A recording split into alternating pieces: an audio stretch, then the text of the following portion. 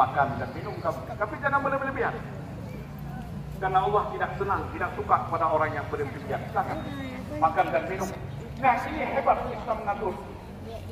Ya, supaya kita hidup sederhana, jangan berlebihan. Jangan rakus, jangan tamak, jangan loba. Hidup sederhana lebih indah daripada hidup berlebihan.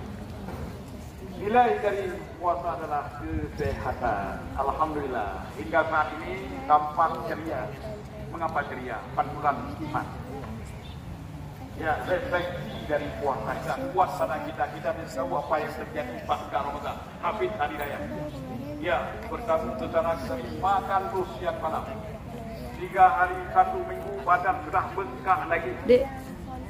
Kampuk lagi asapuran, kampuk lagi darah manis, kampuk lagi. Ya, tidak terjadi. Oleh karena itu, puasa mendidik kita kesehatan. Wa antasumu khairul lakum in kuntum ta'lamun. Berpuasa itu lebih baik. Walaupun di hari-hari biasa lebih baik, tapi tidak boleh setiap hari. Di hari-hari biasa lebih baik. Bagimu jika kamu tahu rahasia dan hikmah di balik puasa. Tidak yang berbahagia, Rasulullah pun memuatkan. Berpuasalah kamu supaya wajib nilai kesehatan yang luar biasa. Siapa yang menunaikan sebelum salat Id, kita sudah tunaikan zakat, insya Allah itu menjadi zakat yang diterima oleh Allah. Wa man addaha ba'da shalah fa hiya shadaqah min as-shadaqat. Siapa yang menunaikannya setelah salat Id, boleh saja karena lupa, mungkin belum ada kemudahan baru nanti ditunaikan, tapi dia tidak nilai zakat fitrah lagi, dia hanya sedekah biasa. Makanya ini mendidik kita supaya kita juga disiplin waktu, menjaga ya kewajiban kita. Nah ini untuk apa? Supaya kita bisa peduli terhadap orang-orang yang lain. Di hari raya kita sama merasakan kebahagiaan dan kegembiraan. Yang ke-9 kita yang maha berbahagia. Puasa itu bukan nilai keseimbangan tawazun. Seimbang jiwa dari seimbang antara kepentingan duniawi dan ukhrawi.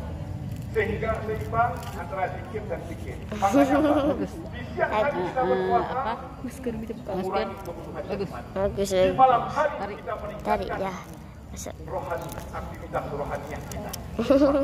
Begitulah hidup yang sebenarnya. Sehingga tapi dan tujuan paling akhir, ultimate goal dari puasa itu adalah menjadi manusia atau insan muttaqin. Insan muttaqin itu adalah insan yang memiliki ke-9 kriteria yang tadi.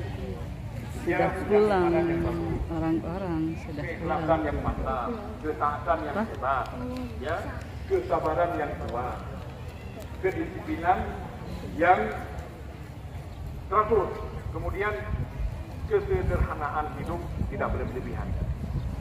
Memiliki kesehatan. Mengapa kesehatan penting? Karena Allah senang pada orang yang sehat. Sudah pulang, tak sanggup dengar.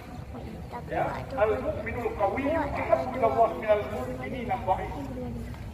Itu orang-orang beriman yang kuat itu lebih disenangi oleh Allah daripada orang-orang yang lemah, yang loyo.